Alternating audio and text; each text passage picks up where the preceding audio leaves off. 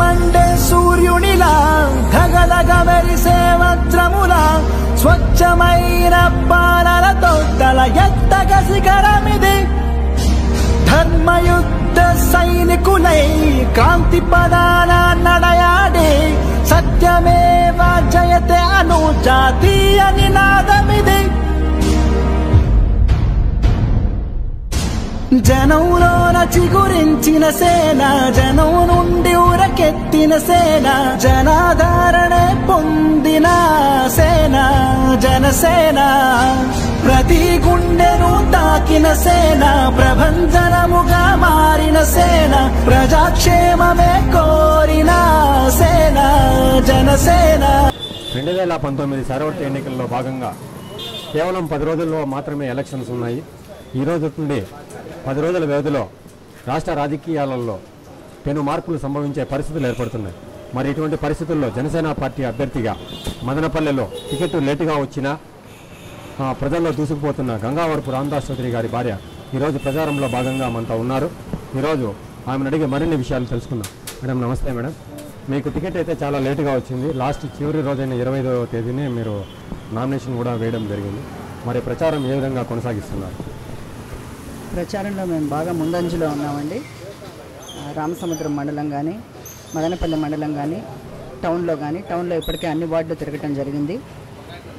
అన్ని door to door మా pamphlet అంతా ప్రతి ఒక్క ఇంటికి వెళ్ళటం జరిగింది. ఒక 2-3 వార్డులు మేము ఇంకా తిరగాల్సి ఉంది.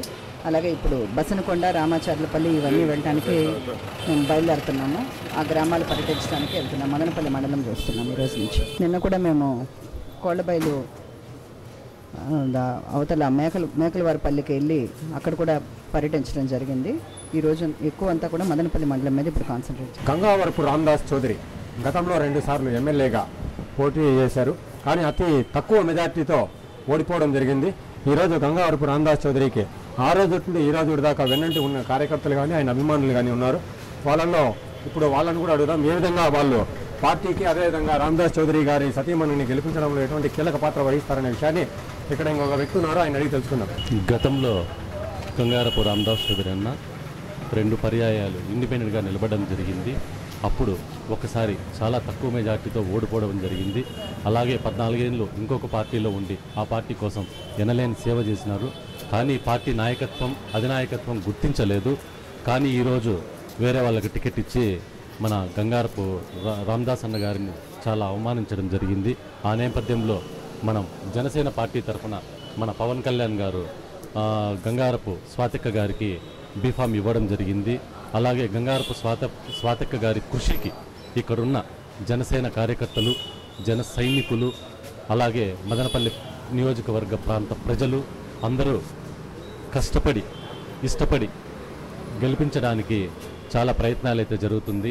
మిగిలిన 2 పార్టీల కంటే జనసేన పార్టీ చాలా ముందంజలో ఉంది.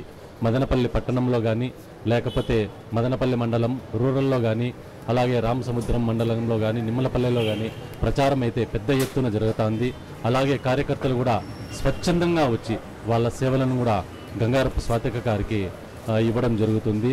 అలాగే మన పవన్ కళ్యాణ్ గారు మన మదనపల్లి పర్యటనకు వచ్చినప్పుడు కూడా స్వచ్ఛందంగా 15,000 మంది జనసేన కార్యకర్తలు, పవన్ కళ్యాణ్ గారి అభిమానులు, అలాగే పట్టణ ప్రజలు కూడా వచ్చి ఆ మీటింగ్లో పాల్గొనడం జరిగింది. అదేవిధంగా మన ముందుసారి అన్న నిలబడినప్పుడు ఏవైతే జరిగింటాయో ఆ మిస్టేక్స్ ఈసారి జరగకుండా చాలా జాగ్రత్తగా ప్రచారం కానీ లేకపోతే ఓటింగ్లో కానీ జనాలను అందరినీ మొబిలైజ్ చేసి మన గాజు గ్లాసు గుర్తుకు ఓటు వేయవలసిందిగా చాలా ఇబ్బంది లేకుండా కరెక్ట్గా గాజు గ్లాసుకు మాత్రమే ఓటేసేటట్టు జనాలను కూడా మోటివేట్ చేయడం జరుగుతూ ఉంది. కాబట్టి ఈసారి గంగారపు స్వాతిక గారు అత్యధిక మెజార్టీతో ఖచ్చితంగా గెలవడం జరుగుతుంది. ఆ గెలుపునకు జన సైనికులు కానీ పవన్ కళ్యాణ్ గారి అభిమానులు కానీ అలాగే పట్టణ ప్రజలు కానీ తమ వంతు కృషి చేయడం జరుగుతుంది. ఏది స్వచ్ఛందంగా తమ వంతు కృషి చేయడం జరుగుతుంది. అదేవిధంగా రామదాస్ చౌదరి గారికి అత్యంత ఆతుల్లో ఒకరైన ఈరోజు సహజీవన్ బాబు గారు కూడా ఉన్నారు. ఆయనకంటూ ఎట్లంటే ఆయన పవన్ కళ్యాణ్ పార్టీ అనే కాదు, రామదాస్ చౌదరికి ఆయన అభిమాని, వీరాభిమాని. ఆయన ఎట్లంటే రామదాస్ చౌదరితో పాటు ఆయనతో పాటు ఎప్పుడు ఉంటూ వెన్నంటి ఉన్న ఆతుల్లో ఆయన ఏ పోరాటం చేసినా తన మద్దతు పూర్తిగా అందించే వ్యక్తి ఉన్నారు. ఈరోజు ప్రజీవన్ బాబు గారు కూడా మనతో ఉన్నారు. ఈరోజు ఆయన కూడా అడుగుదాము, ఏ విధంగా ఒక గతంలో ఆయన కౌన్సిలర్గా కూడా పనిచేశారు, ఏ విధంగా జనసేన పార్టీకి ఆయన కృషి చేస్తున్నారో ఆయన కూడా అడిగి తెలుసుకుంటారు. అన్న, మీరు గతంలో చాలాసార్లు పనిచేశారు పార్టీలకు, ఈసారి మీ ఆప్తుడైన అన్నగారికి ఏ విధంగా మీ సహాయ సహకారాలు అందిస్తారు? రేపు వారం జరగబోయేటువంటి అసెంబ్లీ ఎన్నికల్లో మదనపల్లి నియోజకవర్గం నుంచి సిపిఐ, సిపిఎం మరియు బిఎస్పి వారి సహకారంతో జరగబోతున్న ఎన్నికల్లో గాజు గ్లాస్ గుర్తుకు అఖండ విజయం తథ్యమని నేను తెలియజేస్తున్నాను. ఎందుకంటే నియోజకవర్గంలో అన్ని మండలాలైన మదనపల్లి మండలం, నిమ్మనపల్లి మండలం, రామసముద్రం మండలం, మదనపల్లి పట్టణం ఏ ఏరియాలకు పోయినా నీరాజనాలు ఎట్లున్నాయనంటే గంగారపు స్వాతమ్మ గారికి మహిళా సేన, కార్మిక సేన, కర్షక సేన మరియు రైతు సేన అన్ని వర్గాల వారు కూటమిగా ఏర్పడి నీరాజనాలు అందిస్తూ తమ సహకారం అందిస్తూ అత్యధికంగా ఉన్నటువంటి ఓటర్లందరూ ఈ రోజు జనసేనకు మద్దతు తెలియజేస్తున్నారంటే జనసేన యొక్క విధానాలు కానీ, మేనిఫెస్టో కానీ, వారు ప్రకటించిన విధానాలు కానీ ప్రజల్లోకి దూసుకుపోతున్నాయి. గతంలో ఉన్నటువంటి పార్టీలన్నీ 4.5 సంవత్సరం నిర్వీర్యంగా ఉండి ఎలక్షన్ల ముందు ప్రజల ముందుకు వచ్చి అన్ని ఇస్తున్నాం, ప్రజలకి సేవ చేస్తున్నాం అన్నటువంటి కళ్ళెబొల్లు మాటలన్నింటికి విసిగి వేసారిన వారికి అందరికీ ఓ ఆచార్యం జనసేన యొక్క ఆదర్శాలను, వారి యొక్క ప్రభావాలను అన్నింటినీ ప్రజల్లోకి తీసుకెళ్తూ అందరి మన్ననలు పొందుతూ సహకారాలు పొందుతూ ఈ రోజు ఈ గంగారపు స్వాతి గారికి విజయం తథ్యమని సిపిఐ, సిపిఎం మరియు బిఎస్పి వారి సహకారంతో ఈ రోజు గతంలో మనకు విజయం తథ్యమని తెలియజేస్తున్నాను.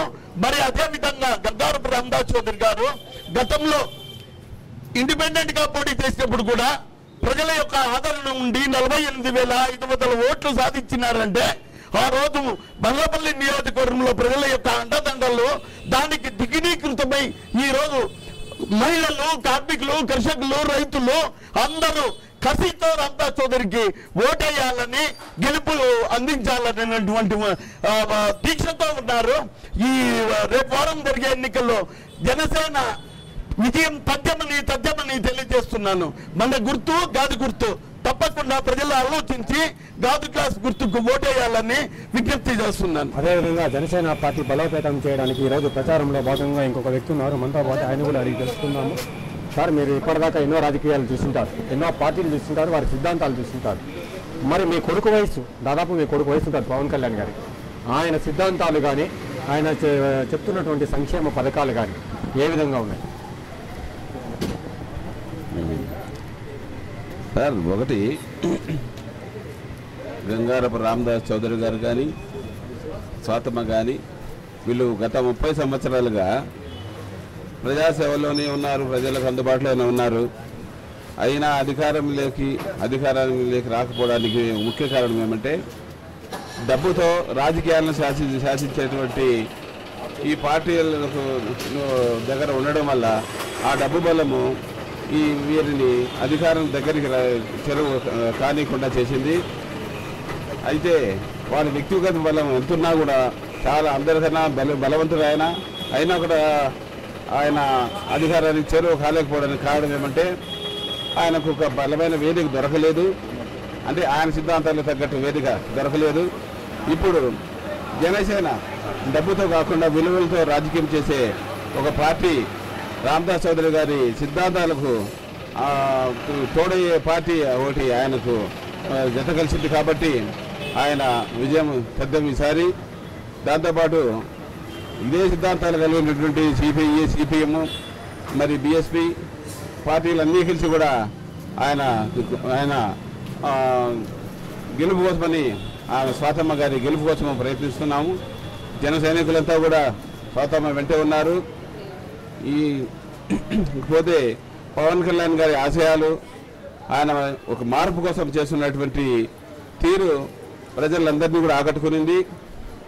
ఒక మంచి మార్పు కోరే రాజకీయాల్లో మంచి మార్పు కోరే వారు అందరూ కూడా జనసేన వైపు ఉన్నారు. ఇప్పుడు పవన్ కళ్యాణ్ గారు కూడా ప్రజల శ్రేయస్సు కోసమని ఏదైనా ప్రకటించిన మేనిఫెస్టో ప్రజలకు అనుకూలంగా, మరి స్త్రీ జాతికి అనుకూలంగా, యువతకు బాసటగా ఉండే పథకాలని ఆయన అమలు చేయడానికి సిద్ధమైనారు. కాబట్టి ఇంకా మన స్వాతమ్మ గారి గెలుపు తథ్యం, ఇది ఎవరు అడ్డుకోలేరు. మేమంతా ఆమె గెలుపు కోసం ఆహ్వానించి శ్రమిస్తాం. దయచేసి ప్రజలంతా కూడా గాజు గ్లాసు గుర్తుపైన ఓటేసి స్వాతమ్మ గారిని ఘన విజయంతో గెలిపిస్తారని విన్నవించుకుంటూ ఈ అవకాశం ఇచ్చిన మీకు నమస్కారం. అంటే ఇప్పటి వరకు రాష్ట్ర రాజకీయాల్లో మార్పు కోసం మేము సైతం అంటూ పవన్ కళ్యాణ్ ప్రారంభించిన జనసేన పార్టీ నుండి గంగావరపు స్వాతి గారు ఇక్కడ ప్రచారం చేస్తున్నారు మదనపల్లి పట్టణంలో. అదేవిధంగా ఇప్పటిదాకా వారి సహాయ సహకారాలు ఏ విధంగా అందిస్తామనేది యువకులు కానీ పెద్దలు కానీ అదేవిధంగా సీనియర్ సిటిజన్స్ కూడా చెప్తున్నారు. రాష్ట్ర రాజకీయాల్లో పవన్ కళ్యాణ్ తెచ్చే మార్పును మేము కూడా ఆస్వాదిస్తాం. అదేవిధంగా రామదాస్ చౌదరి గారి సతీమణి అయిన గంగావరపు స్వాతిని అఖండ మెజార్టీతో గెలిపించి మదనపల్లి నుండి పవన్ కళ్యాణ్ గారికి కానుక అందజేస్తామని చెప్తున్నారు. కెమెరామెన్ జయకుమార్తో యువందర్, మదనపల్లి.